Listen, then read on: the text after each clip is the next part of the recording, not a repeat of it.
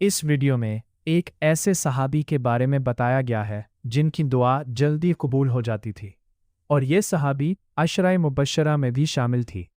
تو چلیے ان صحابی کے بارے میں معلومات حاصل کرنے کے لیے ویڈیو دیکھتے اور سنتے ہیں۔ تو چلیے ویڈیو سٹارٹ کرتے ہیں۔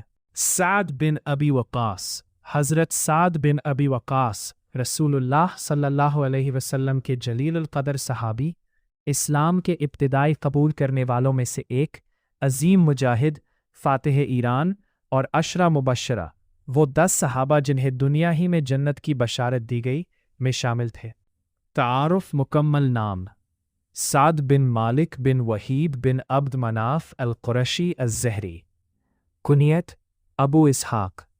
قبیلہ: بنو زہرہ۔ یہی قبیلہ حضرت آمنہ والد رسول اللہ صلی اللہ علیہ وسلم کا بھی تھا۔ پیدائش: بعثت نبوی سے تقریباً 23 سال پہلے مکہ مکرمہ میں ہوئی۔ سعد بن ابی وقاص کا اسلام قبول کرنا: حضرت سعد بن ابی وقاص اسلام قبول کرنے والے اولین صحابہ کرام میں سے تھے۔ انہوں نے نوجوانی ہی میں اسلام قبول کیا اور اسلام کی خاطر بڑی آزمائشوں کا سامنا کیا۔ حضرت سعد بن ابی وقاص کا اسلام قبول کرنا: حضرت سعد بن ابی وقاص کا تعلق قریش کے معزز قبیلہ بنو زہرہ سے تھا، جو رسول اللہ صلی اللہ علیہ وسلم کے ننھیال کا قبیلہ بھی تھا۔ آپ کی عمر تقریباً 17 سال تھی جب انہوں نے اسلام قبول کیا۔ آپ نے حضرت ابو بکر صدیق کی دعوت پر اسلام قبول کیا۔ ان خوش نصیب لوگوں میں شامل تھے جنہوں نے اسلام کے ابتدائی دنوں میں ایمان لایا، جب مسلمانوں کی تعداد بہت کم تھی۔ والدہ کی مخالفت: اسلام قبول کرنے کے بعد آپ کی والدہ اس قدر ناراض ہوئیں کہ انہوں نے کہا وہ نہ کھائیں گی نہ پئیں گی یہاں تک کہ سعد اسلام چھوڑ دیں۔ حضرت سعد نے نہایت ادب سے جواب دیا، امی، اگر آپ کی ایک نہیں بلکہ 100 جانیں بھی ہوں اور ایک ایک کر کے نکل جائیں، تب بھی میں اسلام نہیں چھوڑوں گا۔ جب والدہ نے دیکھا کہ سعد اپنے ایمان پر ثابت قدم ہے تو انہوں نے اپنا ارادہ ترک کر دیا۔ قرآن مجید میں اشارہ اس واقعے کے پس منظرے میں سورہ لقمان 31-15 کی یہ ہدایت نازل ہوئی کہ اگر والدین اللہ کے ساتھ شرک پر مجبور کرے تو ان کی بات نہ مانی جائے، لیکن دنیاوی معاملات میں ان کے ساتھ حسن سلوک جاری رکھا جائے۔ رسول اللہ صلی اللہ علیہ وسلم سے محبت: سعد بن ابی وقاص۔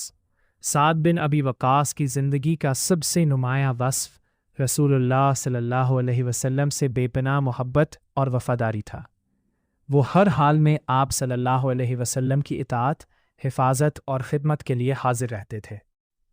رسول اللہ صلی اللہ علیہ وسلم سے حضرت سعد بن ابی وقاص کی محبت: ابتدائی دور میں اسلام قبول کیا۔ حضرت سعد نے نوجوانی میں اسلام قبول کیا اور ہر قسم کی مخالفت، تکلیف اور آزمائش کے باوجود رسول اللہ صلی اللہ علیہ وسلم کا ساتھ نہیں چھوڑا۔ رسول اللہ صلی اللہ علیہ وسلم کی حفاظت: غزوات میں حضرت سعد ہمیشہ رسول اللہ علیہ وسلم کے قریب رہتے تھے۔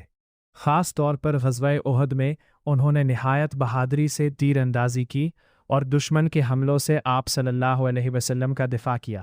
نبی کریم صلی اللہ علیہ وسلم کی خصوصی دعا: غزوہ احد کے موقع پر رسول اللہ صلی اللہ علیہ وسلم کی حوصلہ افزائی کرتے ہوئے فرمایا، اے سعد، تیر چلاؤ، میرے ماں باپ تم پر قربان ہو۔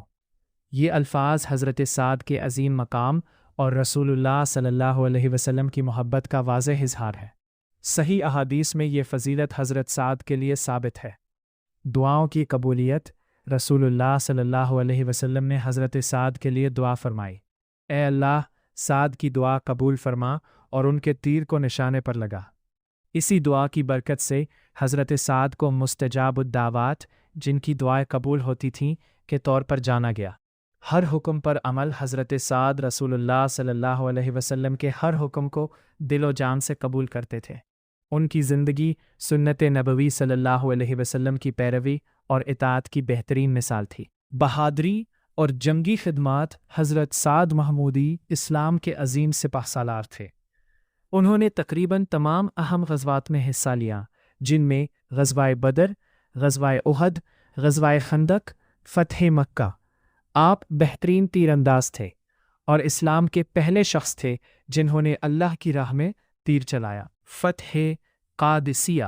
حضرت عمر فاروق نے حضرت سعد کو ایران کے خلاف اسلامی لشکر کا سپہ سالار مقرر کیا۔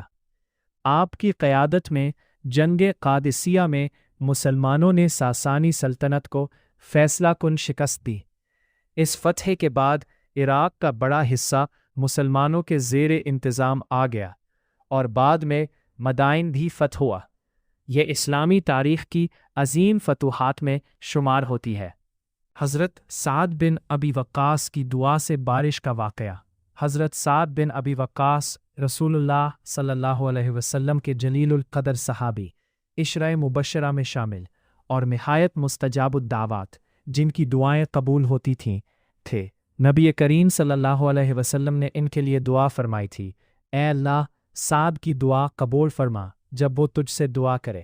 اسی دعا کی برکت سے اللہ تعالیٰ ان کی دعاؤں کو خاص طور پر قبول فرماتا تھا۔ ایک مرتبہ شدید قحط پڑا اور بارش نہ ہونے کی وجہ سے لوگ بہت پریشان تھے۔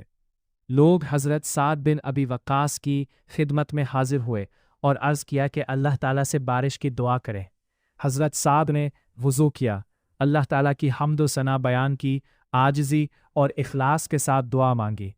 ابھی کچھ ہی وقت گزرا تھا کہ آسمان پر بادل چھا گئے اور اللہ تعالیٰ نے موسلا دھار بارش نازل فرما دی۔